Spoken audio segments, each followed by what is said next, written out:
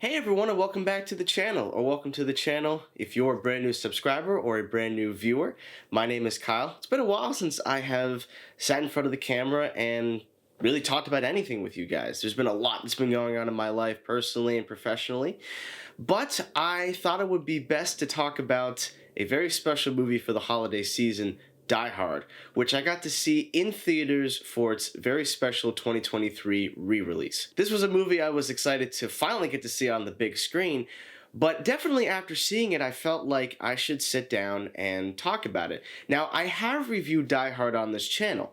Back in 2015, the year I started my YouTube channel. I was very young, I was still in high school at the time, and there's been a substantial amount of things that have happened in my life as well as in the real world since 2015.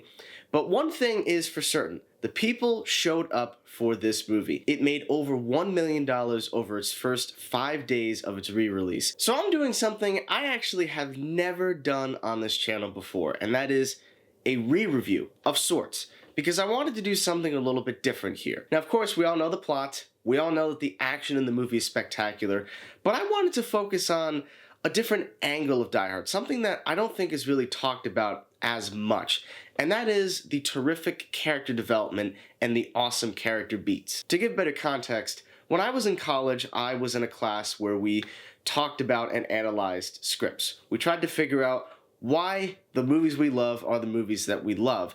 And a lot of the times, it's for an element or elements that we didn't really notice as we were watching the films. And my professor was so excited to talk about this movie.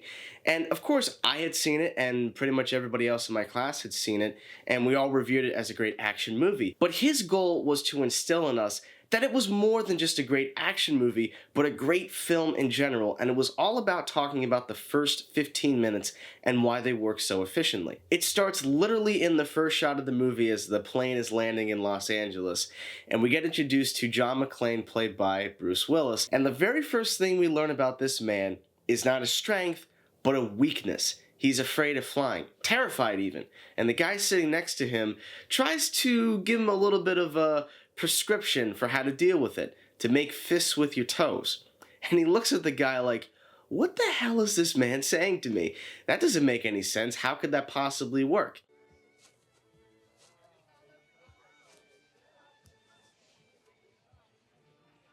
Son of a bitch. It's a great little character moment, but also at the same time, McClane is going to spend the rest of the movie barefoot.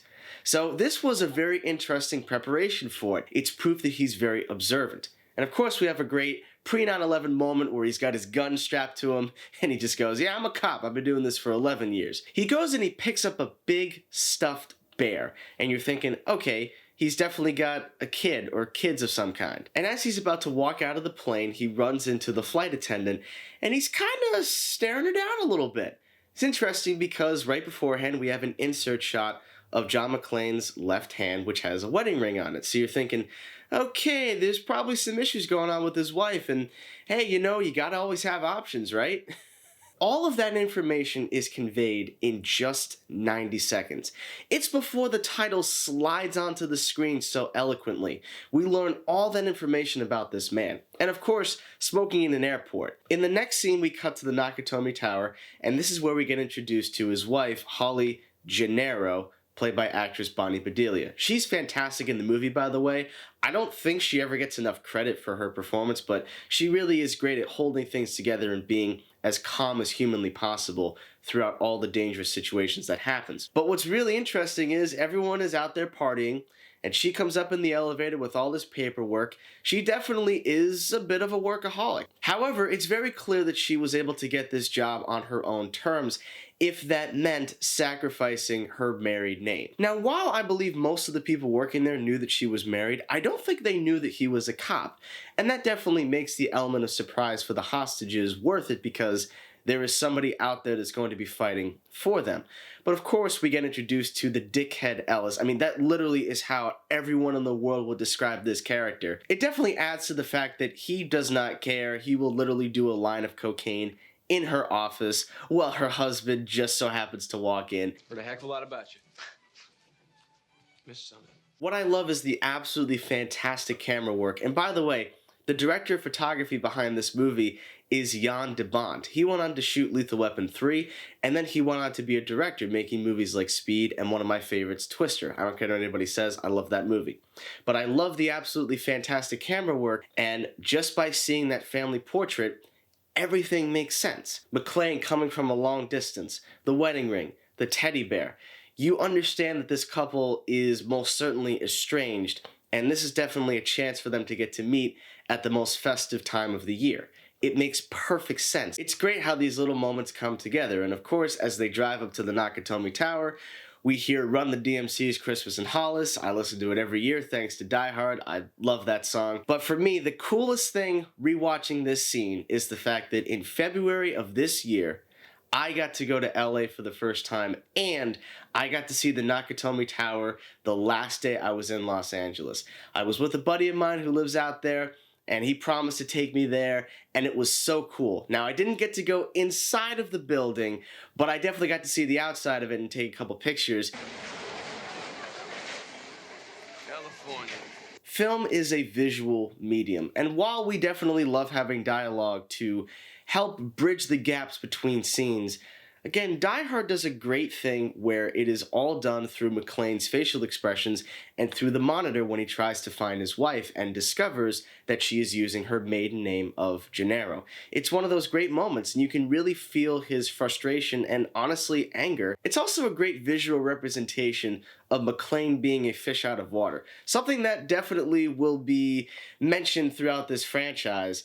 But definitely in the first movie, it works so perfectly because you really feel like you are getting introduced to a brand new environment. And it all culminates with John and Holly meeting. He tries to kiss her, but she sort of pulls away. She's like, this really isn't the best time. And he goes, well, hey, is there a place for me to wash up so they can be alone? And she's like, yeah, all right, I'll show you. And right after that, we cut to ominous music by Michael Kamen as the terrorists are coming to Nakatomi Tower. This is without any action whatsoever. There's no gunplay to be had during these sequences. It is a perfect opening. I think it's one of the best openings of all time because it perfectly establishes these characters and why we're going to care about them for the rest of the movie. Now, of course, outside of the police and FBI being morons and that convenient ambulance at the end of the movie, which definitely was not in the shot earlier in the film, it's one of those rewrite moments where they're like, we got to find a way to get the terrorists out of the building without being seen. But then you also are thinking, well, if they crash through the gates with an ambulance, I think people would notice it. Outside of those, just a couple of little gripes, this movie is fantastic. Getting to see it on the big screen was definitely a triumph. I had a great time. It was with a packed audience. Everyone was really having a terrific time. I love this movie. It is a Christmas movie. I know what Bruce Willis said during his own roast, but Die Hard is a movie that takes place on Christmas Eve. Even though the movie was released in July of all times, it's kind of funny. It takes place during Christmas Eve, and it ends with a Christmas song, Let It Snow. And McClane and Holly have successfully reunited, and they're going to be with their loved ones for the most festive time of the year. I really feel like Die Hard is a Christmas movie. There just isn't any physical snow, but the papers falling from the Nakatomi building make it look like there is snow. It's a great, again, visual medium. Die Hard is 35 years old this year, and it's a movie that, like I said at the beginning of this review, it made over $1 million in its 5-day re-release, and they're still going to extend the re-release time. So it's proof that audiences still love this movie, will still show up to it in theaters, even though we all own the movie on either Blu-ray or DVD or the eventual 4K.